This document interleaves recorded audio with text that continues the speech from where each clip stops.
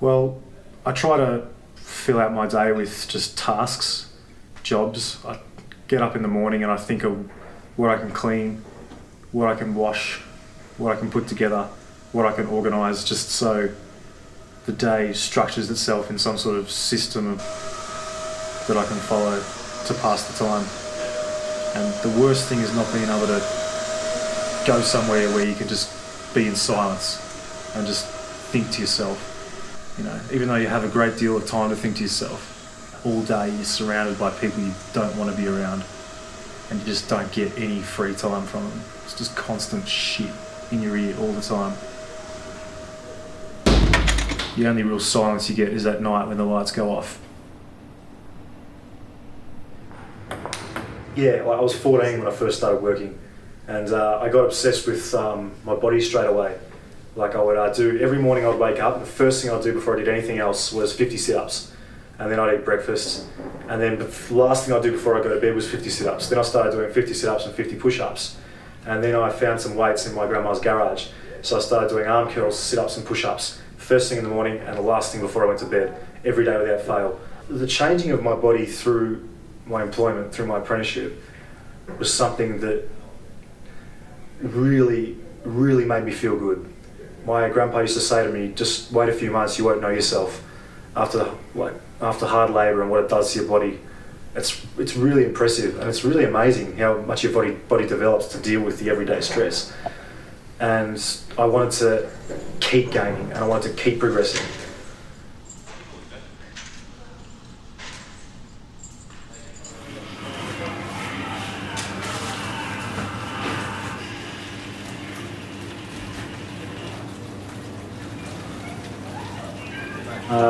I knew steroids were always available to me, so I decided to buy some.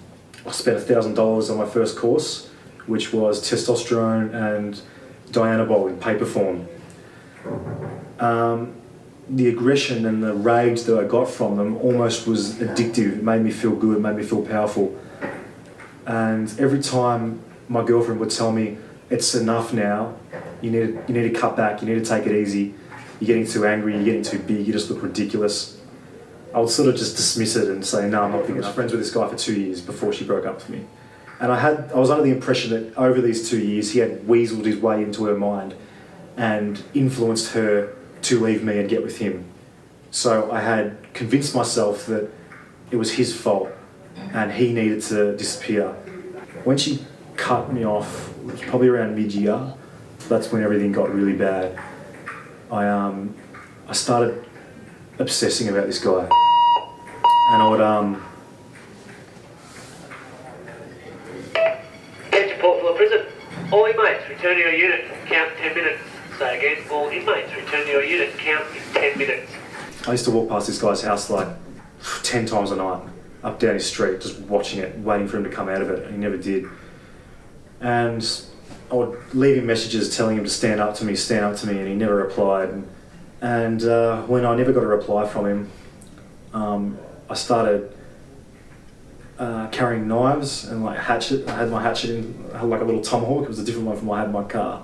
I had this little tomahawk that I used to wear and put inside my jacket.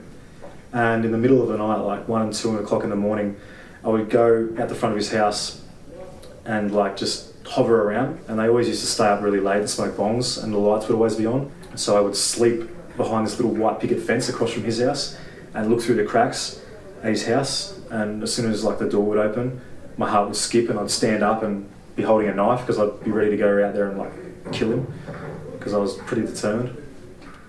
And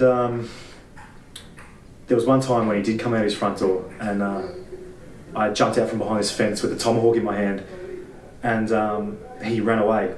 So I put the tomahawk back in my jacket and I chased him, screaming out, like telling him to stop, telling him he's a coward. And I chased him down about 3 streets, and then he disappeared, and that just made me worse. And then I started like damaging his house. Like I started throwing things at it through the windows, and like I made a couple of Molotov cocktails, and I lit his garage up with those, and